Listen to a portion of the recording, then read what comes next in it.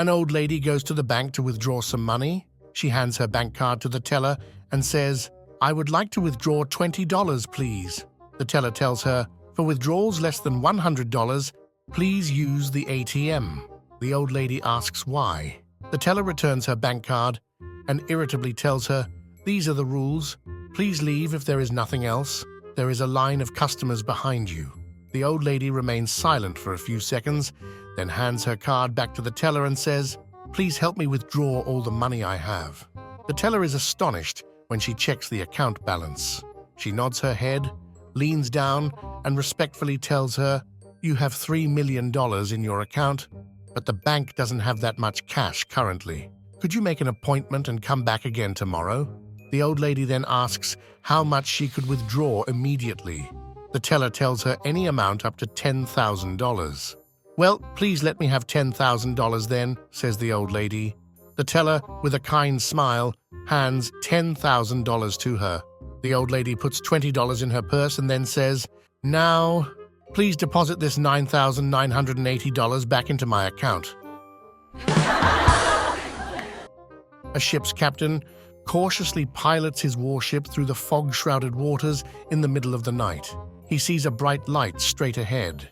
It appears to be a vessel on a collision course with his ship. To avert disaster, he quickly radios the oncoming vessel. "This is Captain Patrick Williams." His voice crackles over the radio. "Please alter your course 10 degrees south. Over." To the captain's amazement, the foggy image does not move. Instead, he hears back on the radio, "Captain Williams, this is Private Thomas Johnson. Please alter your course 10 degrees north. Over." Appalled at the audacity of the message, the captain shouts back over the radio, "Private Johnson, this is Captain Williams, and I order you to immediately alter your course 10 degrees south. Over." A second time, the oncoming light does not budge. "With all due respect, Captain Williams," comes the private's voice again, "I order you to alter your course immediately 10 degrees north. Over." Angered and frustrated that this impudent sailor would endanger the lives of his men and crew, the captain growls back over the radio, "Private Johnson, I can have you court-martialed for this. For the last time, I command you on the authority of the United States government to alter your course 10 degrees to the south." "I am a battleship," the private's voice replies over the radio. "Captain Williams, sir, once again, with all due respect, I command you to alter your course 10 degrees to the north. I am a lighthouse." Andrew is struggling through a bus station with two huge and obviously heavy suitcases when a stranger walks up to him and asks, "Have you got the time?" Andrew sighs, puts down the suitcases, and glances at his wrist. "It's 5:45, he says. "Hey, that's a pretty fancy watch," exclaims the stranger. Andrew brightens up a little bit. "Yep, it's not bad.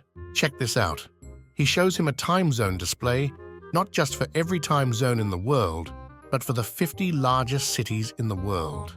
He hits a few buttons, and from somewhere on the watch a voice says, "The time is 11 till 6, in a very West Texas accent."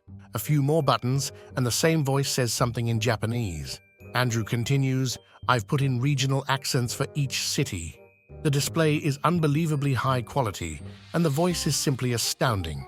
The stranger is dumbstruck with admiration. "That's not all," says Andrew. He pushes a few more buttons and a tiny but very high-resolution map of New York City appears on the display.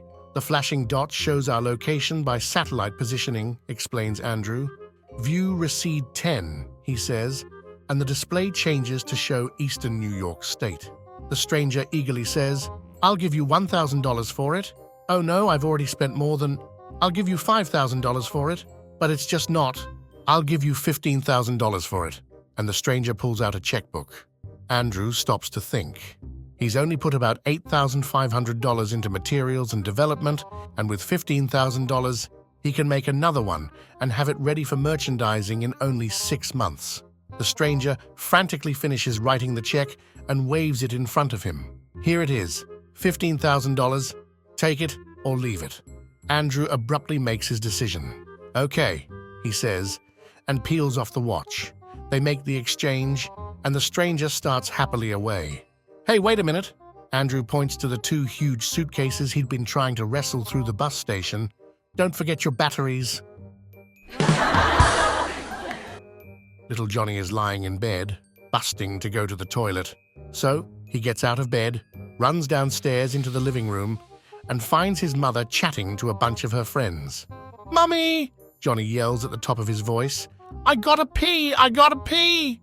Well, needless to say, the mother is mortified at her son's language in front of her guests and scolds the young boy. "Johnny, we do not shout that word in this house. Next time, just whisper, okay?" Little Johnny nods sheepishly. His mother takes him to the bathroom and tucks him back into bed. The next night, little Johnny is busting to go to the toilet again. So he gets out of bed, runs downstairs into the living room, and there is his mother, having a glass of wine with her friends. "Mummy, I gotta whisper, he says. His mother excuses herself and takes Johnny to the bathroom, smiling at her son's innocent mistake, but relieved that he was at least more discreet than last time. She then takes Johnny back upstairs and tucks him into bed. "Well done, sweetie," she says, kissing him goodnight. That was much more polite. A few nights go by, and lo and behold, little Johnny is busting to go to the toilet again. So he gets out of bed, runs downstairs into the living room, and there is his dad watching TV. "Daddy," Johnny says softly, I gotta whisper. "Oh, is that so, little buddy?" says his dad, his eyes fixed on the television. "Come on over here and whisper in Daddy's ear." A girl came skipping home from school one day. "Mummy, Mummy," she yelled. "We were counting today, and all the other kids could only count to 4, but I counted to 10. See? 1, 2, 3, 4, 5, 6, 7, 8, 9, 10. Very good," said her mother. "Is it because I'm blonde, Mummy?"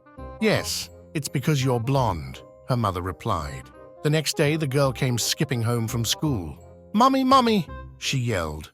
"We were saying the alphabet today, and all the other kids could only say it to D, but I said it to G. See? A, B, C, D, E, F, G. Very good," said her mother. "Is it because I'm blonde, Mummy?" "Yes, Pumpkin, it's because you're blonde." The next day, the girl came skipping home from school. "Mummy, Mummy," she yelled. "We were in gym class today, and when we showered, all the other girls had flat chests, but I have these," pointing to her overly developed breasts. "Very good," said her embarrassed mother. "Is it because I'm blonde, Mummy?" "No, honey. It's because you're 25. One night, this guy was on a blind date. He went to pick her up at her elegant high-rise apartment. When he rang the doorbell, she shouted, "Hi, please come on in. I'm not ready yet, so make yourself at home. I'll be with you in a moment." So he walked in and sat down in the living room.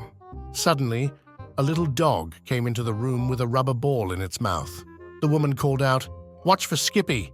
He loves to play fetch. Feel free to play with him while I finish getting ready." So the guy tossed the ball to him, and Skippy brought it right back. The guy tossed it a little harder the next time, onto the balcony, and Skippy brought it right back again. Then, the guy tossed the ball so hard that it bounced over the balcony railing. Skippy chased the ball over the railing and plummeted 15 stories onto the pavement below. Just then, the guy's date emerged, ready to go to dinner. She was absolutely stunning. The guy was panic-stricken, but decided to act as though nothing had happened. They had a marvelous time at dinner, getting along perfectly. The guy was relaxed until his date asked, "Hey, what do you think of Skippy?" He took a long sip of wine, and his expression turned very serious. In a gentle voice, he replied, "Well, I've actually been trying to figure out how to break this to you, but before we left, Skippy seemed a little depressed." My friends, if you want to watch other funny jokes, subscribe to the channel.